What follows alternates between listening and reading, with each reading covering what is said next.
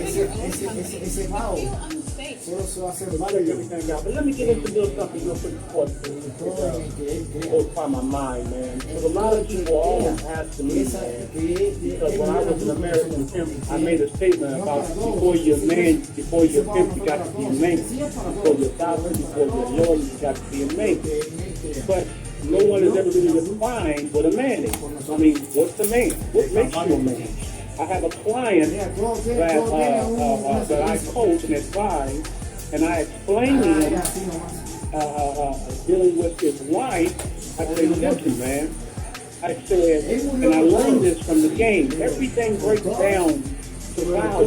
Now, I want you to catch it. Really listen to what I'm saying. Get your pens out. Get your paper out. I'm not being funny. I'm not being facetious. I want you to write this stuff down because it's going to sound good. And you're going to say, oh, man, that sounds good. And write it down if you want to utilize it for your life.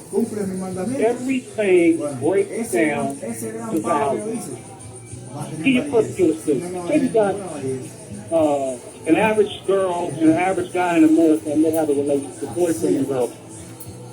In that average relationship, the girl feels that she's more valuable than her boyfriend. You could ask that girl, hey, would you allow your boyfriend to be with another girl while you're with you? Would you allow him to have another girl? She might cuss you out. Yeah, you out already. Get angry and frustrated with you even asking her that question. Yeah? But ask her a different question. Ask her a question like this. Ask her, if you had an opportunity to see your favorite movie star, your favorite rock and roll singer, if you had an opportunity to be with your favorite actor, even though they're married, would you be with them? Yeah. And if they were honest, they'd be like, girl, yes, or yes, I would. So the question is, why would you be with your favorite actor, your favorite sports figure, and your favorite singer, and he had another girlfriend or a wife, but you wouldn't let your boyfriend have another girl? Why would you do that? You know the reason, please? What's that, sir? The reason is because she feels like the movie star, the actor, the singer is more valuable than her. So when you see something that's more valuable than you, and you feel like it's more valuable, then you're willing to accept more from it. There's a parallel line from what I'm telling you to the Bible. See, in the Old Testament, they had multiple wives. And there was never, and I'm not promoting this to nobody, I'm just breaking down something about value, right? I'm making a correlation between the Old Testament, between pimps, and between value. In the Old Testament, there was never an argument about how many wives a man had.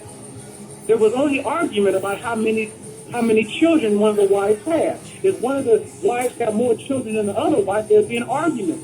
But there was never a problem about how many wives the man had. So why is that? Why in the Old Testament was there no argument? Because back in those days, the value of a male child or the male was 10 times more valuable than a woman. A woman wouldn't even consider doing her duty until she birthed her husband, a male child. Because the value of a male child was so much higher. Therefore, the value of men was so much higher than the value of women. So because of that, women were just honored to be with a man, even if he had 5 or 6 wives, because his value was so great. So people ask me when I go lecture, how is it that these women will be with you, and you got 8 women, and they'll leave their boyfriend to be with you, and you got other women? I said, because I build value in myself. Well, how did you build value in myself? Well, the average man is taken over by a woman's sexuality. I'm not. In order to be successful in what I was doing, I had to minimize the power of her womb. I had to make her womb of no consequence to me. And when I made her womb of no consequence automatically, she's like, well, who do you think he is? Because she's used to slaying men with her womb. So when she recognized that didn't work with me, she's automatically interested in me. Like, oh my God, because I build value. There's a store called the Bijan store in Beverly Hills on Rodale Drive. Now, when you go down and you walk by the Bijan store, they have something real real particular in the window. They have a sign that says by appointment only. And you thinking, well, wait a minute. You got to make an appointment to go into the Bijan store? What if these people, what if I had $100,000 in my pocket right now? 200,000, didn't matter. Because you got to make an appointment to go in the store. Well, why is that? Your EBT or SNAP card is now covering your daily expenses. All EBT. Something about how rich people think. Rich people want to feel as if they could do something that the average person cannot do. So the fact that there's a sign there, when you see somebody in their store, the people outside looking in is going to know that this person has to be somebody high power. And the feeling that person's going to get when you're looking inside of that store is value. Everything breaks down to value. So a lot of guys do some things without knowing it to minimize their value in the eyes of a woman. One of the things they do. You hear what I'm saying, man? I'm listening, sir. Speak on. So one of the things that they do is this. If my woman would have did this, then I would have did that. When they come to me and they tell me that, I say, don't you ever say that again. They say, why you tripping, Drake? I said, because what you're really saying is that you need her to be a woman in order for you to be a man.